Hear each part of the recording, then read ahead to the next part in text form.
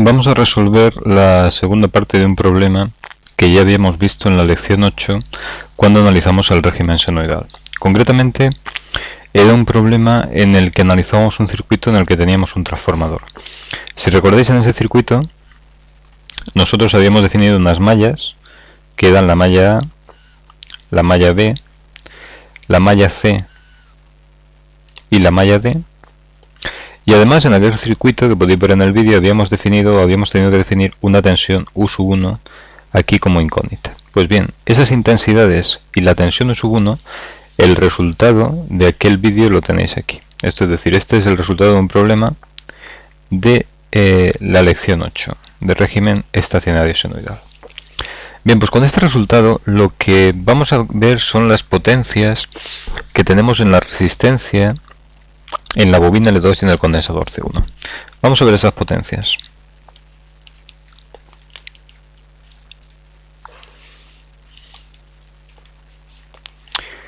Como recordaréis, tenemos, empezando por la resistencia, para calcular la potencia en una resistencia tenemos varias fórmulas.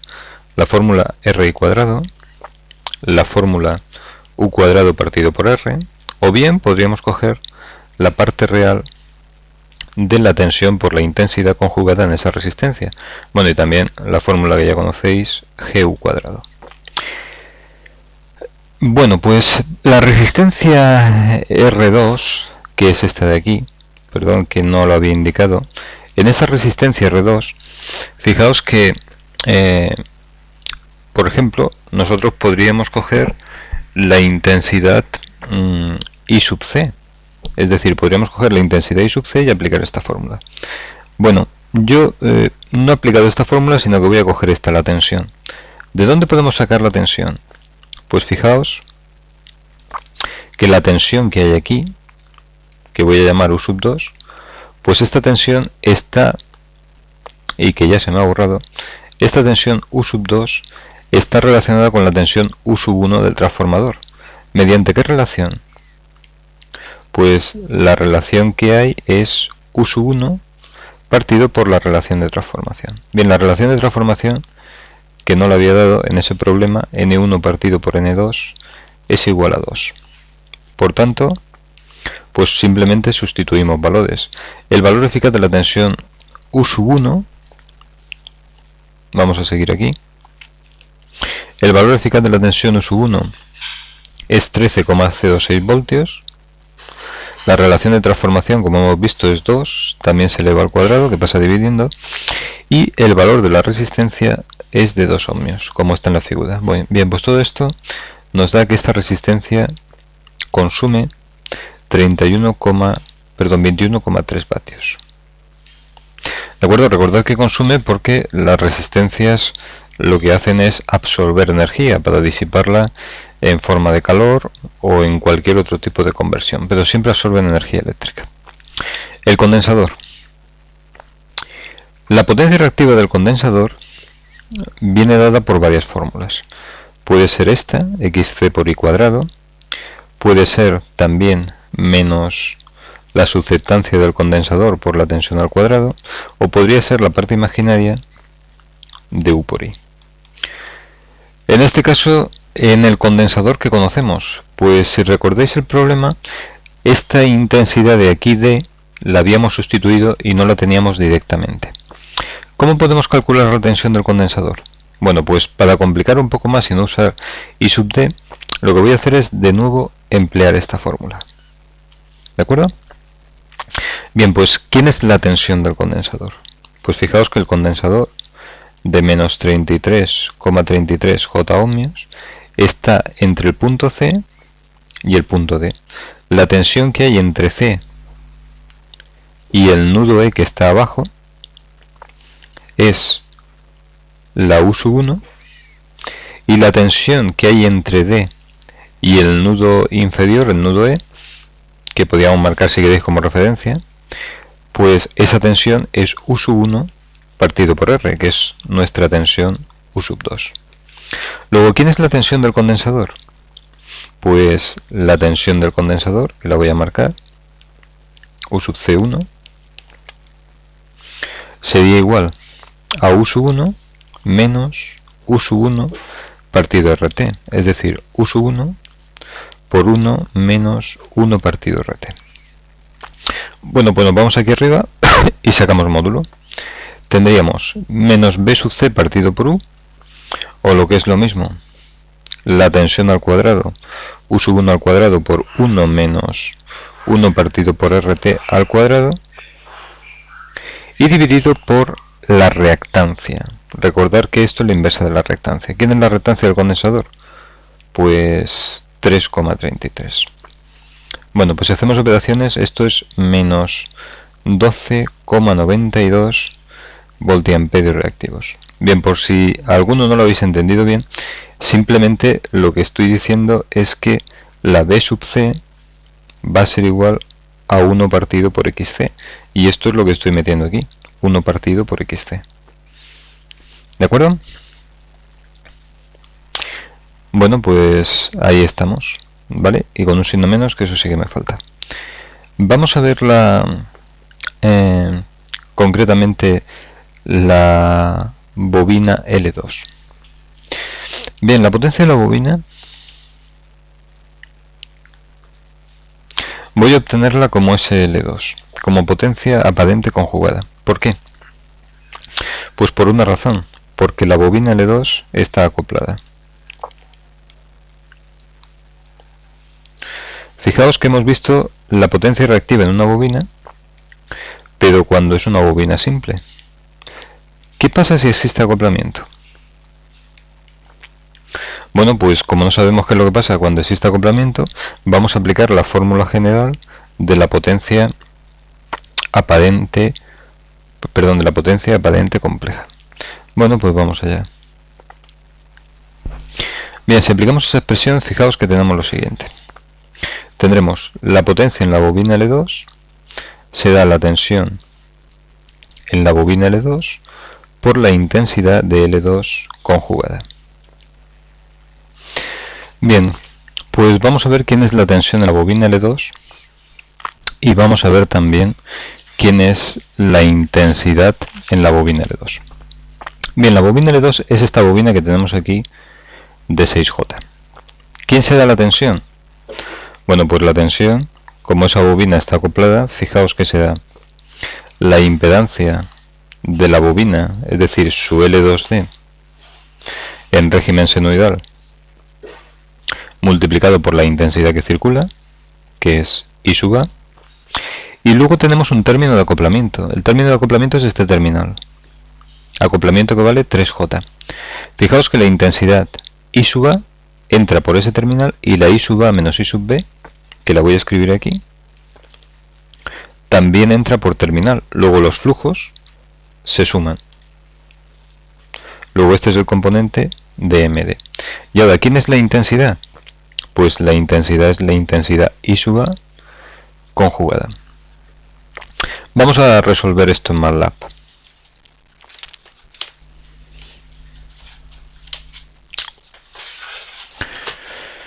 Bueno, pues vamos allá. Aquí tenemos MATLAB.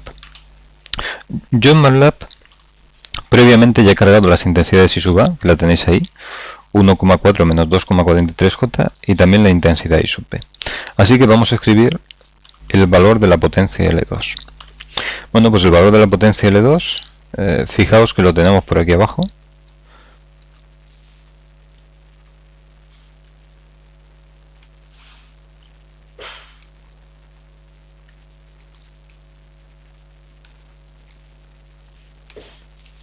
Bueno, el valor de la potencia L2, ahora sí que lo vemos, lo tenemos ahí abajo, y entonces es, voy a abrir paréntesis, es 6J. A ver, que no estoy en la línea, es 6J, que es la impedancia de la bobina L2, multiplicado por I sub A, y ahora sumamos más 3J, que es la impedancia del acoplamiento, por I sub A menos I sub B, que es la impedancia que circula en la bobina L1 con la que está acoplada, y todo esto lo multiplicamos por la intensidad I sub A. ¿Cómo se conjuga en MATLAB? Pues en MATLAB se conjuga mediante una comilla simple después del número que estamos multiplicando. Bueno, pues vamos a ver qué tenemos. A ver, me he pasado por ahí con un paréntesis de menos. Ahí tenemos la potencia. Fijaos que la potencia es 16,05 en parte real más 72,79 en parte imaginaria. Vamos a volver a OneNote. Bien, pues esta potencia, por tanto, hemos dicho que va a ser 16,067 en parte real más 72,82 J en parte imaginaria, lo cual significa que P es 16,07 vatios consumida y que la potencia Q, vamos a poner L2, que no se nos pase, es de 72,82 voltiamperios reactivos consumida también. Bueno, y aquí hay un hecho que seguramente os sorprenderá, y es ¿qué hace esta potencia aquí? ¿Cómo es que la potencia reactiva no es nula? Bueno, pues vamos a hablar de esto, y para hablar de esto vamos a pasar al apartado B.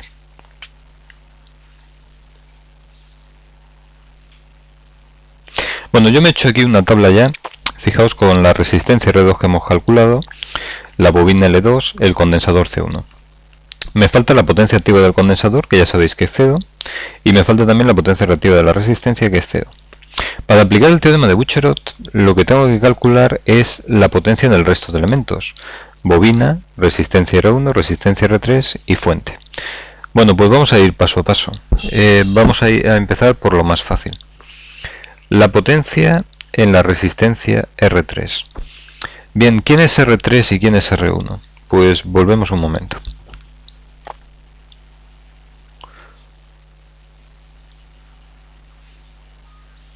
Bien, R3 y R1.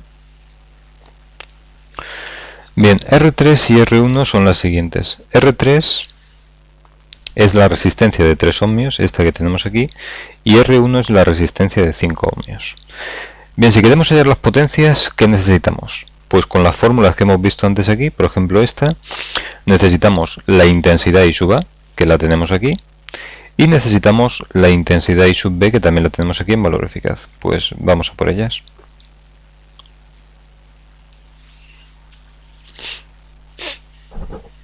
Bueno, pues la potencia R3 será R3 por la intensidad que circula por ella, que es I sub B al cuadrado. Recordad que este I sub B es módulo, mucho ojo. Bueno, pues R3 son 3 ohmios y el valor eficaz de la intensidad I sub B es 1,89 amperios. Bien, pues esto da 10,71 vatios. La ponemos aquí, consumida obviamente, y la potencia reactiva es 0. La de R1, análogamente, sería R1 por la intensidad I sub A al cuadrado, también en módulo. La resistencia R1 es 5 y la intensidad I sub A, si sacáis el módulo, es 2,82 al cuadrado. Y esto es 21,3 vatios. También potencia consumida por la resistencia. La metemos en la tabla. Reactiva, lógicamente 0 para cualquier resistencia. ¿De acuerdo? Ojo con eso. Y nos queda la bobina L1. La bobina L1 tiene un problema. Y el problema es que está acoplada. Está acoplada concretamente con la 2. Vamos a volver a verla. Bueno, pues fijaos que la bobina 1, que es esta, es de 3J. Si definimos esta intensidad I sub A menos I sub B, esa intensidad y esta, la que entra por la bobina L2, que es I sub A, coincidirán, al entrar por los terminales correspondientes, coincidirán en la tensión que producen. Por tanto, recordar bobina de 3J, acoplamiento de 3J. Luego la expresión sería la siguiente. La potencia en la bobina L1 sería la tensión en la bobina L1 por la intensidad en la bobina L1, que será I sub A menos I sub B conjugado. ¿Y la tensión en la bobina L1 quién es? Pues la tensión L1 en la bobina L1 es 3J, que es L1D. La intensidad que pasa, recordad que era I sub A menos I sub B. ¿Vale? Y el acoplamiento es de 3J, acoplado con la bobina 1, ¿de acuerdo? Y es positivo porque coinciden los sentidos de flujo. Os lo voy a poner aquí otra vez, es decir, esta es L2, la intensidad I sub A entra por aquí, y esta es L1, que es de 3J, y esta es la intensidad que estamos definiendo, I sub A menos I sub B. ¿De acuerdo? Por tanto, el acoplamiento se tiene que sumar porque da tensión en el mismo sentido. Y esto lo multiplicamos por I sub A menos I sub B conjugado. Bueno, pues vamos a MATLAB y vamos a hacerlo. Bueno, pues si lo hacemos, fijaos que lo que vamos a hacer es copiar la expresión. Es decir, vamos a poner SL1 y SL1 se da igual. Uy, qué mal ha quedado esto. SL1 es igual. Primero, la tensión. Pues se da 3J por I sub A menos I sub B. Recordad que en MATLAB no podemos escribir una barra, sino que ya hemos definido el número complejo y ese I sub A no es el valor eficaz en MATLAB, sino que es complejo. Más 3J por I sub A, que es el acoplamiento. Y ahora todo esto lo multiplicamos por I sub A menos I sub B, y recordad que en MATLAB el conjugado es una comilla. A ver, y ya me he dejado un paréntesis, pero me he dejado un multiplicar por aquí, un signo de multiplicar. Y algo más, otro signo de multiplicar por aquí delante, perdonad, que hay que ponerlos. Bueno, pues ahí tenemos el resultado, menos 16,05 más 61,64J. Pues vamos a trasladarlo.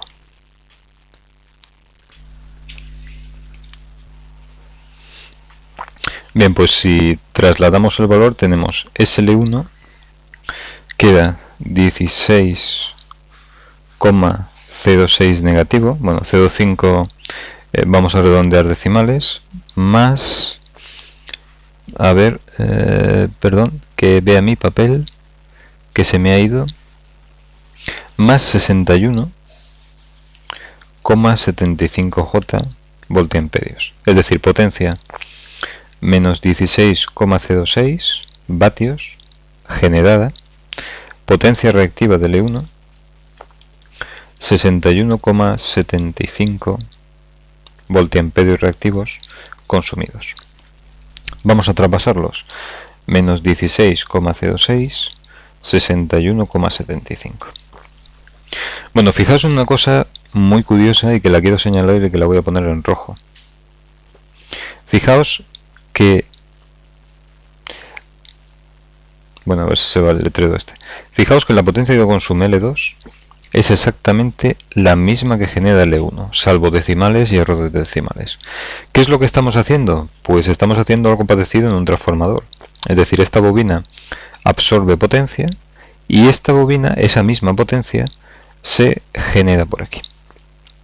¿De acuerdo? Es decir, es como si fuera un transformador. Las bobinas no consumen ni generan potencia, pero sí que están haciendo un trasvase de potencias entre ellas. Es decir, algo parecido a lo que es un transformador. No olvidéis que un transformador y unas bobinas acopladas pues son elementos que se parecen mucho. Bueno, pues para acabar, vamos a ver la fuente y vamos a ver si se cumple el teorema de Boucherot. La potencia de la fuente, ¿quién se da? Bueno, pues la potencia de la fuente, aquí tenemos que calcular también la fórmula de potencia patente conjugada, se da la tensión de la fuente por la intensidad de la fuente conjugada. ¿Tensión de la fuente quién es? Pues tensión de la fuente era 50, ¿de acuerdo? Mirad del enunciado.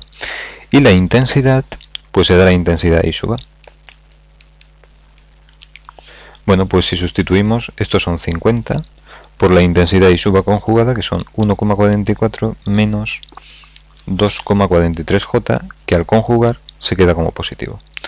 Bueno, pues esto da 72 menos 121,5J.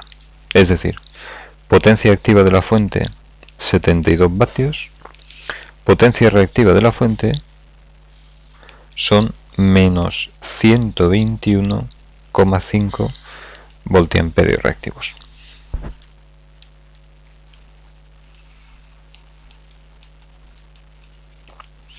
Pregunta, ¿cómo son estos vatios y estos voltiamperios? Pues fijaos que en la fuente la tensión va hacia abajo, 50, y la intensidad I sub A iba hacia arriba. Luego, ¿qué es lo que pasa? Pues como tensión e intensidad van en sentidos contrarios, lo que está pasando es que esa fuente está generando, es decir, esto es generado y esto es generado, pero al ser negativo, el menos implica que la fuente está consumiendo. Perdón, el menos, qué tontería estoy diciendo, es positivo. Perdón, esto es positivo, el más significa pues que efectivamente estamos generando. ¿Vale? Voy a cambiar aquí este menos, que es que no había hecho el conjugado.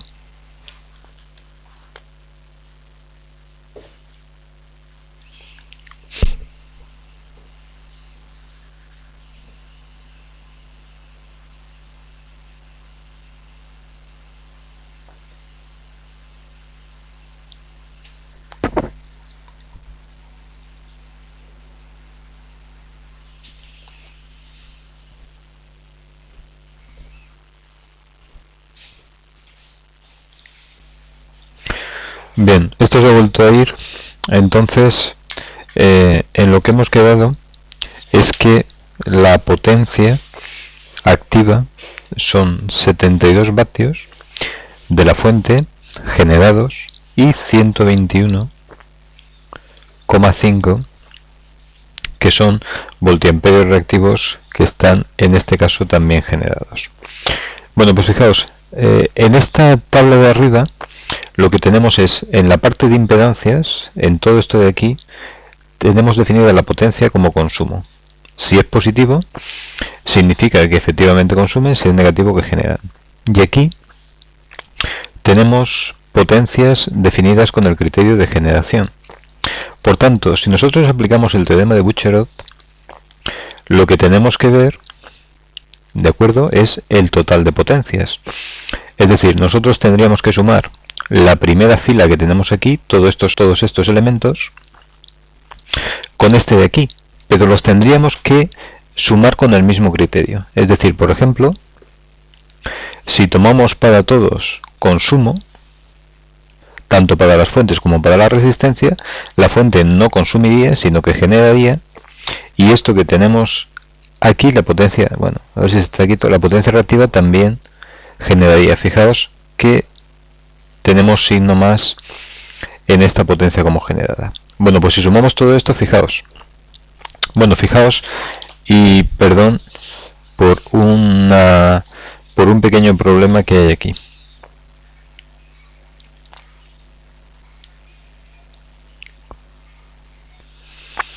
Perdón por un pequeño problema que hay aquí, porque este 21,3 lo que he copiado es el dato de R2 y esto de aquí no da 21,3 sino 39,76 vatios. Bueno, pues estos serían 39,76 vatios positivos consumidos.